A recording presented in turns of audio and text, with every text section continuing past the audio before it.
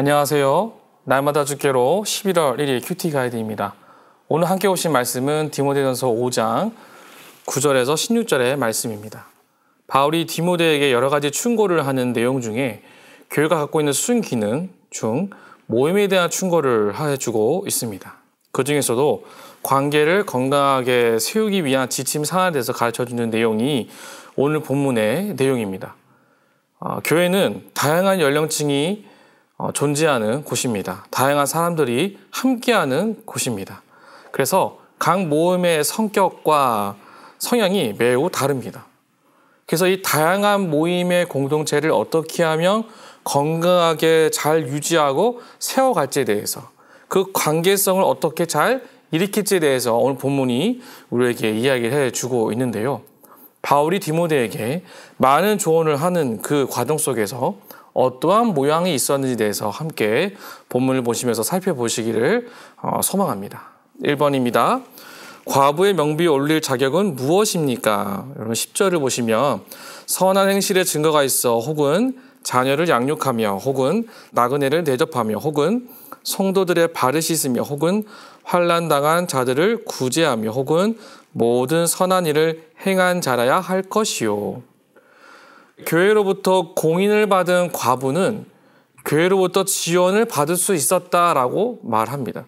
당시 사회에서 연약한 사회적 계층을 가지며 경제활동에 제약이 많은 불편함과 어려움이 있었던 그 사회계층에 대해서 교회는 지원을 해야 하고 이들을 세워야 하는 일에 열심을 다해야 할 것을 본문을 통해서 우리에게 가르쳐주고 있습니다. 교회는 이 사실에 대해서 어쩌다 한 번 하는 일이 아니라 9절에 기록된 대로 명부에 올릴지니라. 자, 이 말의 표현으로 보아서 공식적인 재정 지원, 여러 가지의 도움을 줄 수 있는 시스템을 갖추었다라는 것을 우리가 살펴볼 수 있습니다. 섬김의 대상이 있고 그 대상에 대해서 섬김을 할 수 있을 만큼의 많은 자격과 상황과 여건을 취하여서 이와 같은 도움을 줄 수 있는 것, 도움을 받을 수 있는 시스템이 존재했음을 성경이 우리에게 증명하고 있다는 것이지요.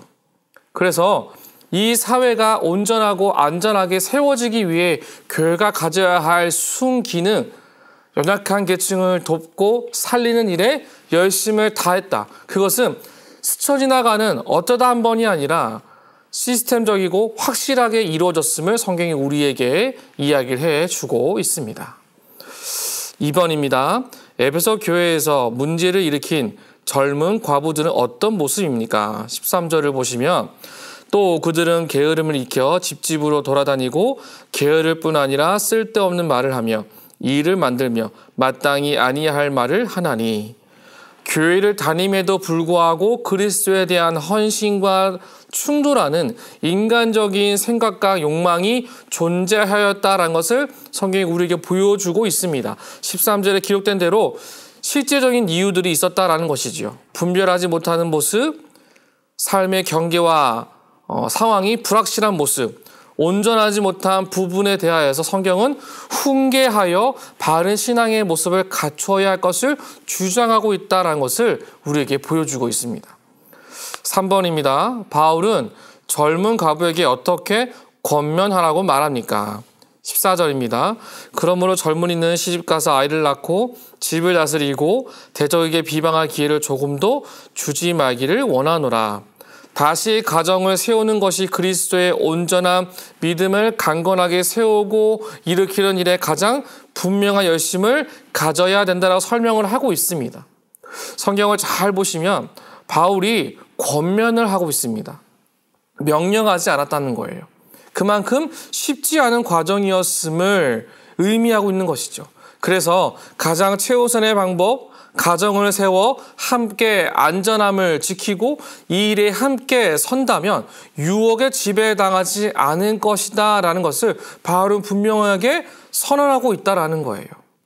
자신이 가지고 있는 상황 속에서 어떻게 하면 더 안전한 신앙생활, 안전한 가정을 유지한 것이 무엇보다 중요하다라는 것을 바울은 설명을 하고 있다는 것이죠. 그러나 그 일이 인간의 생각으로 쉽지 않기 때문에 명령하는 것이 아니라 강권적으로 건면하고 그렇게 되기를 소망하고 있음을 성경이 우리에게 보여주고 있습니다. 4번입니다. 바울은 왜 디모데에게 과부의 문제를 권면하고 있는지 살펴보고 이를 통해서 교회는 어떻게 세워가는지 묵상해 봅시다. 교회는 결국 약한 자와 궁핍하며 온전하지 못한 사각지대에 놓인 사람들을 살펴보고 그들에게 예수님의 사랑을 증거하고 전함으로써 그 마음이 약해지지 않는 것, 교회가 가진 순기능이 무엇인지를 가장 분명하고 정확하게 세워서 이것이 가장 중요한 사역임을 디모데에게, 저와 여러분에게 지금 선언하고 있습니다. 교회 안에서 참된 관계와 말을 하는 것이 정말 중요하다라는 것이죠. 그래서 우리는 마음이 상한 심령을 가진 자들을 돌아봐야 할 목적과 책임이 있습니다.